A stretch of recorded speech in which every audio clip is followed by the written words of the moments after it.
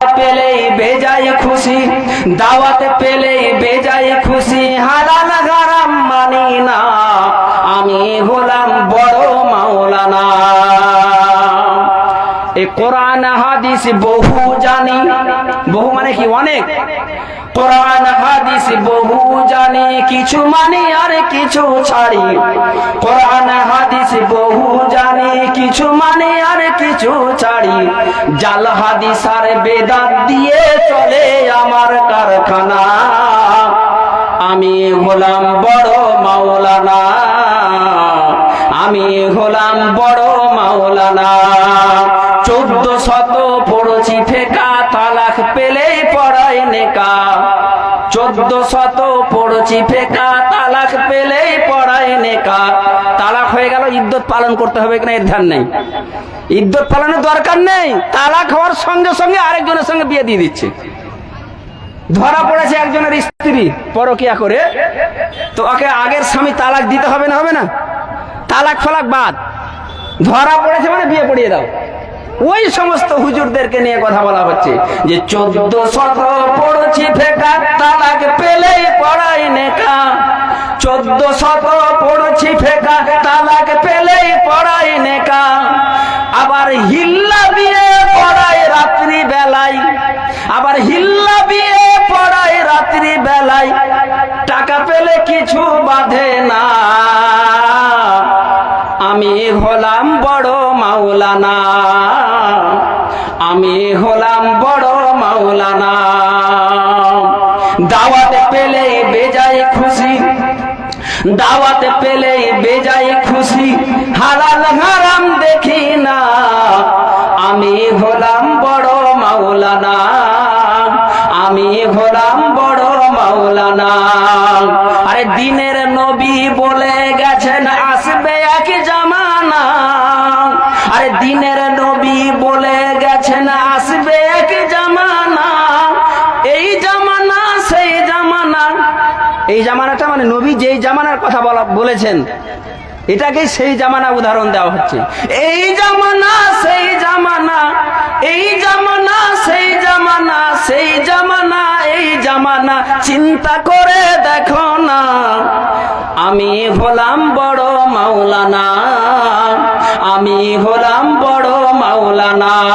দাওয়াত পেলেই বেজায় খুশি, হায়রে দাওয়াত পেলেই বেজায় খুশি, হালাল হারাম দেখি না, আমি হলাম বড় মাওলানা, আমি হলাম বড় মাওলানা। আলেমদের মাঝে জাহেল চেনা বড় দায়, বর্তমান প্রেক্ষাপটে এরকমই, কে আলেম কে জাহেল বুঝা বড় দায়। আলেমদের মাঝে জাহেল চেনা বড় দায়, কেমন করে চিনতে হবে শুনো গো মুমিন ভাই। আলেমদের মাঝে জাহেল চেনা বড় দায়, কেমন করে চিনতে হবে শুনো গো মুমিন ভাই। কেমন করে চিনবেন? ও যার কথার সাথে কাজের মিল নাই, ও যার কথার সাথে কাজের মিল নাই, সে তো কোনো আলেম না। বলবে এক মানবে এক, বলবে এক করবে এক। এই জন্য বলছেন কবি, ও যার কথার সাথে কাজের মিল নাই, ও যার কথার সাথে কাজের মিল নাই, সে তো কোনো আলেম না। আমি হলাম বড় মাওলানা, আমি হলাম বড় মাওলানা। দাওয়াত পেলেই বেজায় খুশি, হায়রে হায়রে দাওয়াত পেলেই বেজায় খুশি, হালাল হারাম দেখি না, আমি হলাম বড় মাওলানা, আমি হলাম বড় মাওলানা। এই তো আমরা কোরআন এবং হাদিসের বাইরে আল্লাহ এবং তার রাসূলকে ছেড়ে দিয়ে এই সমস্ত ভণ্ড হুজুরদের পাল্লায় পড়ে গেছি। আর যখন এই সমস্ত ভণ্ড হুজুরের পাল্লায় পড়ে গেছি, তখনই আমরা সিরাতে মুস্তাকিম কোরআন সুন্নাহর যে পথ, এই পথ থেকে ছিটকে শয়তানের পথের পথিক হয়ে গেছি। জোরে বলি নাউজুবিল্লাহ। এই হলো আমাদের অবস্থা। এজন্য আল্লাহ রাব্বুল আলামিন তিনি বলতে চাইলেন যে যারা মুমিন হবে, যারা নিজেকে ঈমানদার বানাতে পারবে, যারা ঈমানওয়ালা হবে, তারাই একমাত্র আল্লাহ এবং আল্লাহর রাসূলের আনুগত্য করতে পারবে, ইতাআত করতে পারবে। তাহলে আমাদেরকে মুমিন হতে হবে। আল্লাহ রাব্বুল আলামিন এবার বলছেন যে মুমিন হতে গেলে মুমিনদের যে গুণ থাকা দরকার, সেই গুণগুলো কি কি?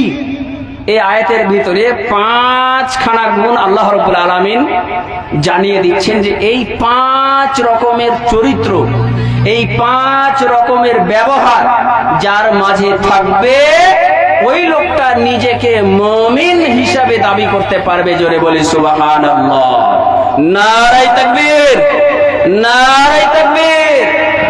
কথা বলতে পারেন না গো? বাংলাদেশের লোক বক্তাকে বলতেই হয় না।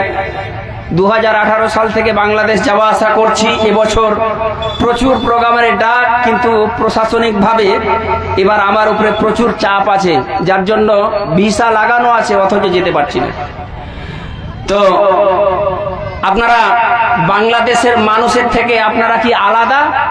ওদের রক্ত মাংস কি আলাদা আর আপনাদের রক্ত মাংস আলাদা? আমরা একই রক্ত মাংসের মানুষ। ওরা কথা বলতে পারবে আর আমরা কথা বলতে পারবো না, এটা কেমন করে হয়? জোরে একবার তাকবীর দেন তো, লিল্লাহে তাকবীর, লিল্লাহে তাকবীর। হলো না, পারলাম না, বিহারের মানুষ হেরে গেছে। তো আল্লাহ রাব্বুল আলামিন যে প্রথম গুণটা বর্ণনা করছেন, কি গুণ হতে হবে? ইন্নামাল মুমিনুনা আল্লাযীনা ইযা যুকিরাল্লাহু ওয়াজিলাত কুলুবুহুম। মুমিন হতে গেলে যারা নিজেকে মুমিন বলে দাবি করবে, ওই মুমিনগুলোর সামনে, ওই মানুষগুলোর সামনে যখন আল্লাহ রাব্বুল আলামিনের আয়াতকে তেলাওয়াত করা হবে, আল্লাহর জিকির করা হবে, আল্লাহর জিকির করা হবে, তখন তাদের অন্তরটা যেন কেঁপে উঠবে। ইন্নামাল মুমিনুনা আল্লাযীনা ইযা যুকিরাল্লাহু ওয়াজিলাত কুলুবুহুম।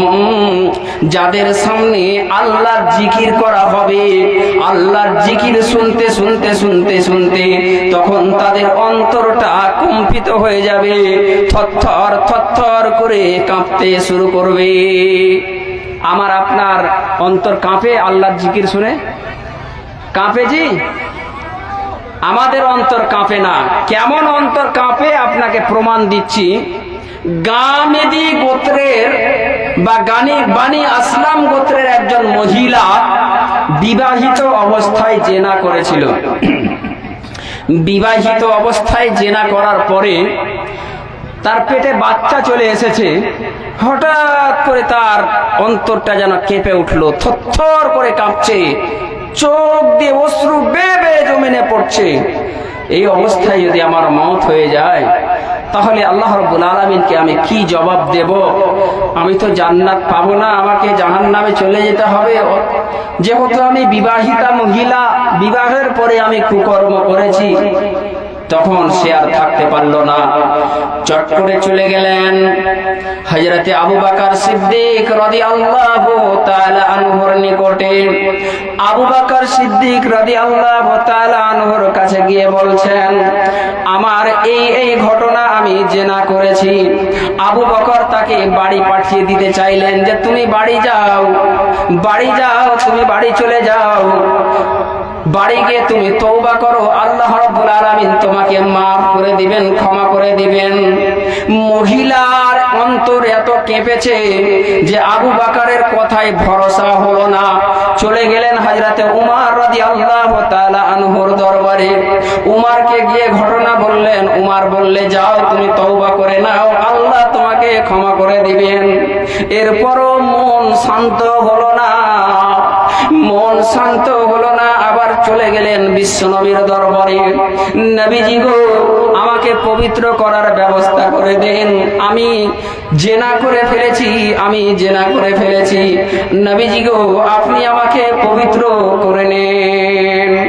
নবীজি তাকে পাঠিয়ে দিতে চাইলেন যে তুমি বাড়ি চলে যাও, বাড়ি চলে যাও।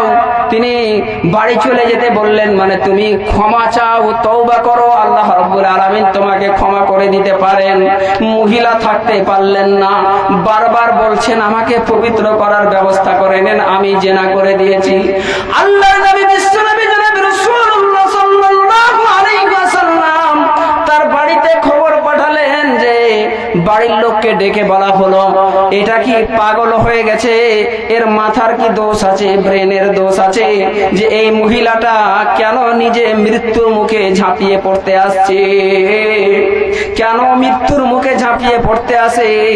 একজন জ্ঞানবান মানুষ, আজকের এই পৃথিবীতে কেউ নিজে মৃত্যুর মুখে পালাতে চায় না, যেতে চায় না। বাড়ির লোককে ডাকা হলো, বাড়ির লোক বললেন, হুজুর গো, এ কোনো পাগল নয়, পাগল নয়, সজ্ঞানে নিজের পাপকে কবুল করেছে আর পাপ থেকে ক্ষমা পাওয়ার জন্য আপনার দরবারে হাজির হয়ে গেছে। আল্লাহর নবী বললেন, যখন তুমি পাপ করে ফেলেছো, তোমার পেটে বাচ্চা আছে, পরিষ্কার বোঝা যাচ্ছে, এই বাচ্চা ভূমিষ্ঠ হওয়ার পরে যখন তুমি তাকে তার সময় পর্যন্ত 30 মাস তাকে দুগ্ধ পান করাবে, দুগ্ধ পান করার পরে তুমি আসবে, যাই হোক বাচ্চাকে দুধ পান করিয়ে, দুধ যতদিন সে পান করতে পারে ততদিন পান করার পরে তাকে নিয়ে আসলেন। আল্লাহর নবী বাচ্চাটাকে অন্য মুসলিম ব্যক্তির হাতে তুলে দিলেন আর সাহাবাদেরকে যেন হুকুম দিয়ে দিলেন, যাও ওকে রজম করে দাও। বুক পর্যন্ত গর্ত খনন করে, বুক পর্যন্ত গর্ত খনন করে দিয়ে পুঁতে দেওয়া হলো আর দূর থেকে পাথর ছুঁড়ে ছুঁড়ে ছুঁড়ে ছুঁড়ে ছুঁড়ে মেরে দেওয়া হলো। ওই মহিলাটার জানাজা স্বয়ং আল্লাহর নবী বিশ্বনবী জনাবে মুহাম্মদুর রাসূলুল্লাহ সাল্লাল্লাহু আলাইহি ওয়াসাল্লাম জানাজা পড়ালেন। সাহাবারা জিজ্ঞেস করলেন, ইয়া রাসূলুল্লাহ, ইয়া হাবিবাল্লাহ, একজন জেনাকারী মহিলার জানাজা আপনি কি করে পড়ালেন, আপনি কেন পড়ালেন?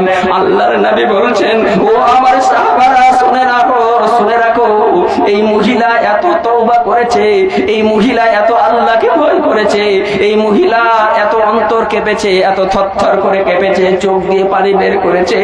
এই মহিলার তওবাটাকে, এই মহিলার ক্ষমাটাকে যদি মদিনার 70 জন ব্যক্তিকে দিয়ে দেওয়া হয় ভাগ বন্টন করে, তাহলে ওই 70 জন পর্যন্ত ক্ষমা পেয়ে যেতে পারে। জোরে বলি সুবহানাল্লাহ। একে বলা হয় আল্লাহর জিকির শুনলে অন্তর কেঁপে যাওয়া। অহরহ শুনছি বিবাহিত অবস্থায় জেনা করলে বাঁচার কোনো পথ নেই, বিবাহিত অবস্থায় জেনা করলে বাঁচার কোনো পথ নেই। একমাত্র ইসলাম পারে পৃথিবী থেকে জেনাকে চিরতরে মুছে দিতে, একমাত্র ইসলাম পারে পৃথিবী থেকে পরকীয়াকে চিরতরে মুছে দিতে। ইসলামী যদি রাষ্ট্র হতো, এটা যদি ইসলামী রাষ্ট্র হতো, আর কেউ যদি করে দেওয়া হতো, আর একটা যদি এইভাবে রজম করে দেওয়া হয়, ওই ভয়ে না করা